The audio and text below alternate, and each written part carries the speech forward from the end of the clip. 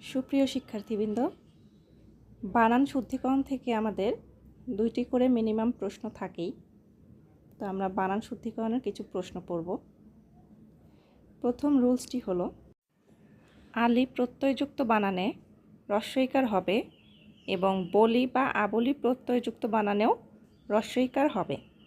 যেমন রূপালী, রূপালীকে ভাঙলে রূপ যোগ আলি, সুতরাং এখানে আলি প্রত্যয় যুক্ত আছে, সুতরাং এটি দীর্ঘইকার না হয়ে হ্রস্বইকার হবে।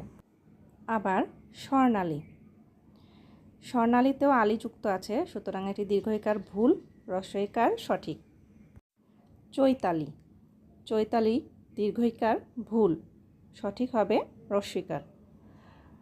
সোনালী, সোনালী বানানেও দীর্ঘইকার ভুল, হ্রস্বইকার সঠিক।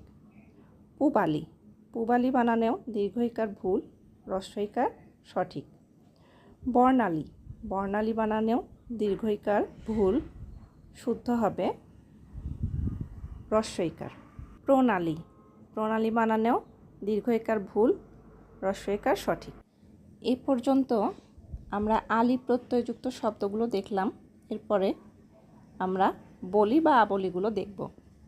বিষয়াবলী, এখানেও দীর্ঘইকার ভুল, হ্রস্বইকার সঠিক। বলি এবং আবলি যুক্ত প্রত্যয়গুলোতেও হ্রস্বইকার হবে। দীপাবলি, দীপাবলিতেও দীর্ঘইকার ভুল, হ্রস্বইকার সঠিক। নিয়মাবলী, এখানেও বলি প্রত্যয়যুক্ত আছে, সুতরাং হ্রস্বইকার সঠিক।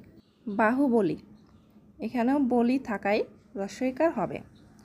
ব্যাখ্যাবলী, এখানে আবলি যুক্ত আছে, সুতরাং হ্রস্বইকার হবে। কার্যাবলী ও শর্তাবলী দুটিতেই আবলি যুক্ত আছে, সুতরাং হ্রস্বইকার হবে। তো আলি এবং আলি, বলি, আবলি এই তিনটি যদি শব্দের শেষে থাকে তাহলে হ্রস্বইকার হবে। ব্যতিক্রম একটি গুরুচণ্ডালী, এটি দীর্ঘিকার হবে। ধন্যবাদ সবাইকে।